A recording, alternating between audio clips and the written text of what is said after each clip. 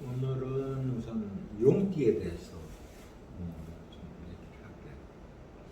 이 용이라고 하는 동물은 우리가 보통 12지지에서 상상 속의 동물로 우리가 이제 많은 부분에서 얘기를 하는데, 그러다 보니까 용에 대해서 실제는 잘 실체를 아는 사람이 없죠, 용이. 근데 우리가 어쨌든 용을 우리가 얘기하기를 당사주 이런 데서는 우리가 천간에다 이렇게 비유를 한단 말이에요. 그리고 또 우리가 보통 일반 사람들이 용이 여의주를 부렸다, 또 용호 상박이다, 용과 호랑이가 서로 이제 다투고 한다, 또 이제 이런 얘기들을 하는데, 용은 앞으로 나가기만 했지 뒤를 잘 물러서지를 않는 특성이 있다는 거예요. 그것은. 그 왜 그러냐면 우리가 용은 이 곰에 또 해당되는 관계다 보니까, 목이다 보니까 이렇게 신출해서 올라가기만 한다는 거죠.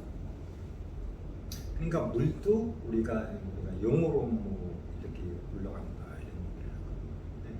그러다 보니까 우리가 달력 같은 데 보면은 뭐 구용치수, 뭐 일용치수, 육용치수, 이렇게 용의 어떤 물과 관련된 어떤 이런 부분으로 이렇게 얘기를 했다 보니까 얘기를 했는데, 이 용이라고 하는 것은 우리가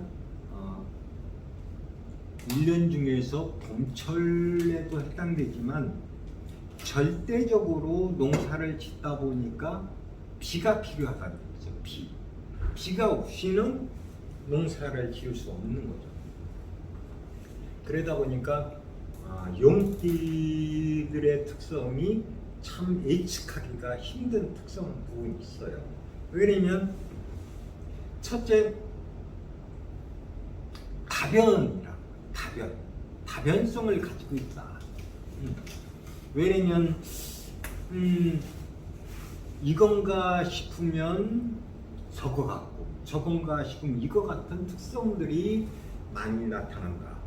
그러다 보니까 또 안에 있는 거를 담아두지 않고 뱉어내는 특성이 있다는 거죠. 우리가 땅에서 만물이 이렇게 딱 올라와서 모든 것이 드러나는 현상이다 보니까 감춰두지 않는 특성인 거죠. 그리고 이 용띠들을 옛날에 우리가 보통 사제에서 이제 개강이라든지 또 이 천문에 관련된 내용을 얘기할 적에 보통 진수를 이렇게 얘기를 하는데, 그러면 왜 그러냐면 덩어리가 크다고 하는 거죠. 이 쉽게 해서 용띠들의 특성은 어떤 거냐면 이렇게 좀 겉으로 드러나는 화장성세가 굉장히 강해요. 화장성세가 강하다 보니까 왜 그러냐면, 그래서 용의 특성을 얘기할 적에 거기를 여러 가지 동물로 표현하는 이유가 수없이 많은 그런 어떤 여러 가지 식합체가 되기 때문에, 그래서 용을 그런 식으로 표현을 하는데, 또한 용은 우리가 어떻게 보면 만물의 어떤 군항지상으로 이렇게 얘기를 했잖아요, 그죠? 그래서 뭐 임금을 갖다가 용한 여러 형태로 얘기를 하는데, 용상이다 이런 얘기를 하는데, 불굴의 의지가 있는,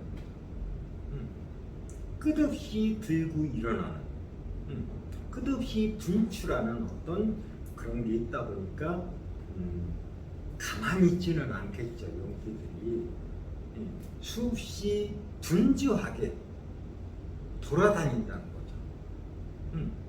그럼 왜 그러냐면 우리가 이렇게 생각해 보면 돼요. 봄에 많은 씨앗들이 씨앗을 뿌리기 위해서 어때요? 수없이 밭에다가 돌아다니잖아요. 그죠?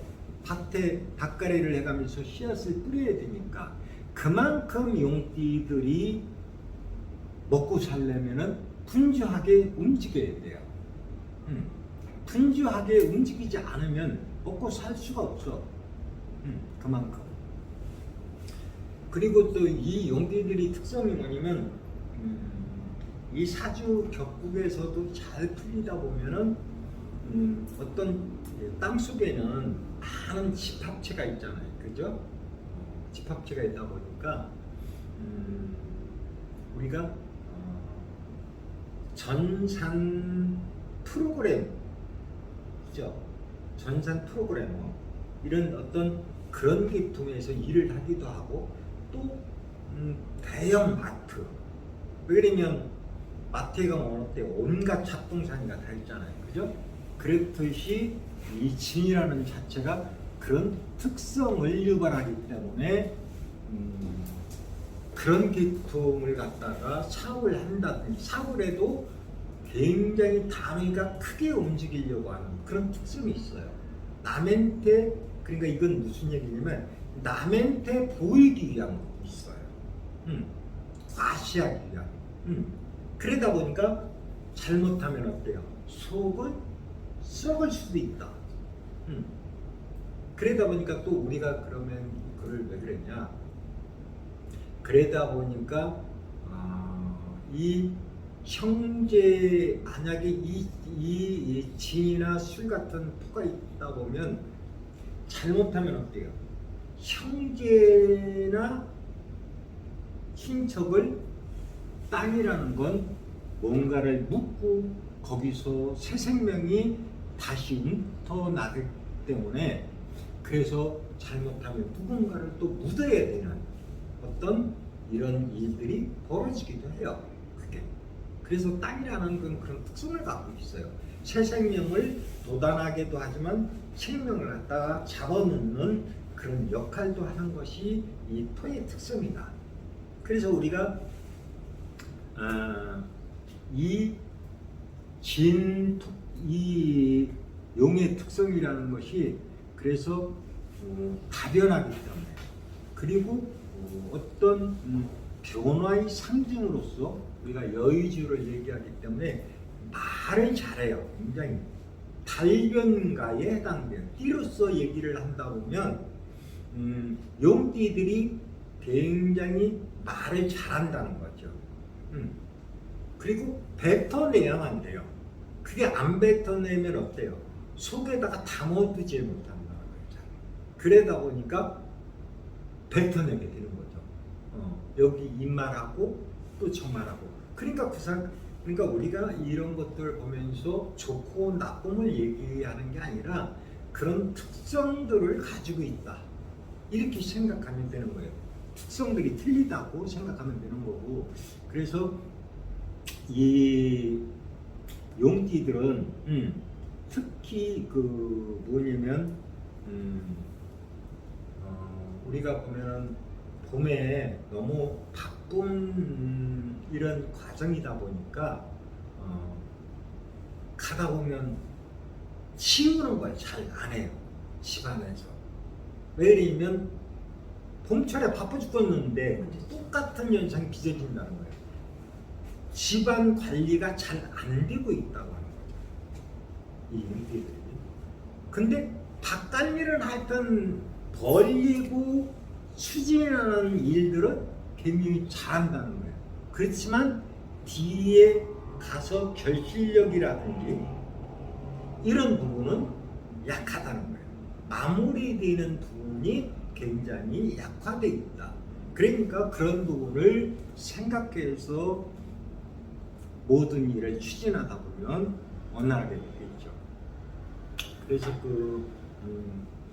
이런 부분들을 그리고 또 이 용띠들이 뭐냐면 잘못하면 집안에 한 가지쯤은 어두운 과거사가 꼭 존재하게 돼요.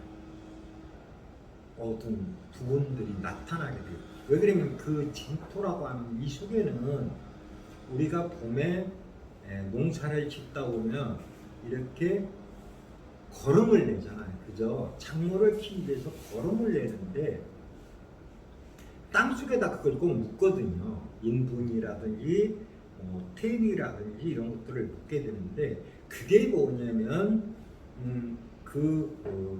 생으로 태어나게 돼 그 집안으로 태어나게 되면 그 집안에 감추고 싶은 그런 부분이 있다고 하는 거예요. 얻은 부분이. 그러다 보니까 그것이 또한 나한테 밑거름이 되는 거지만 그런 부분들이 한 가지쯤은 가지고 나오게 된다. 또 그리고 자기가 생을 살아가면서 그런 일들이 벌어지고 있다 하는 것을 암시하고 있다고 하는 거예요. 그래서 우리가 또 이 용띠들은 두 마리 용이 살기는 힘들어요. 용띠가 원래 같은 용이 한 집안에서 이렇게 살다 보면 서로 다툼이 일어나요. 왜냐면 제왕과 같은 권력을 누리려고 하다 보니까 서로 양보를 안 하는 거죠.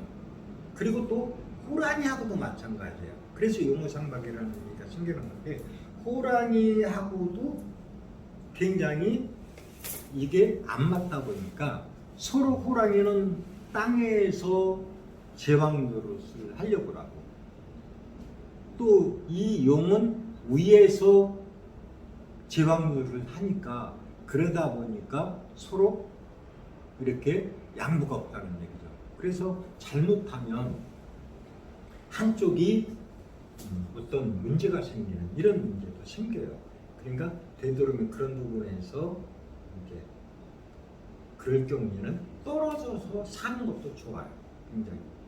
네? 우리가 그래서 용띠는 굉장히 특수성을 가지고 있는데 또 그러다 보니까 삶을 살면서도 이 모든 관리를 잘해야 나중에 끝말에 가서 굉장히 평온하지 잘못하면 굉장히 순환을 겪는 어떤 그런 부분들이 있어요. 그러다 보니까 마찬가지예요. 어떤 권력을 이렇게 쥐고 있다 보면 끝말에 잘못하면 굉장히 좋지 않은 결과를 초래하는 것은 우리가 인류사에서 봐서 다 똑같듯이 어떤 그런 권력을 누릴 수 있다는 것 자체가 또한 여러 가지를 생각하게 하는 부분이 있거든요. 그래서 그리고 또 어떤 문제가 있냐면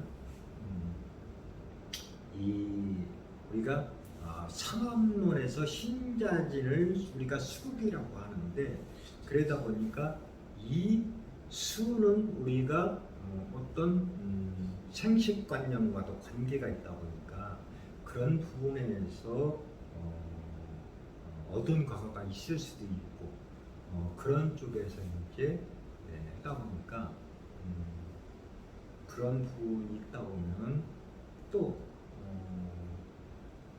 부모가 자식을 기를 때 만약에 용띠가 있다 그러면 그런 특성들을 잘 알아서 인도를 해주다 보면 걔가 올바르게 자랄 수 있고 또 걔의 가진 특성이 또한 다재다능한 것이 있다 보니까 그런 쪽을 잘 어느 한 분야가 나타나게 되면 그쪽을 잘 이끌어서 해주는 것이 좋지 않나 그런 생각이 들고요. 남들 같으면 보통 또 건축일이라든지 이쪽 계통에도 많이 가요. 왜 그러냐면 봄에 해당되다 보니까 일으켜 세우고 어떤 건물을 세운다든지 이런 부분 쪽에 건축일과 관련되는 부분도 많이 간다고 하는 거죠. 그래서 그런 쪽에서 잘 생각하셔서 아이들을 이끌어줬으면 좋겠다 이런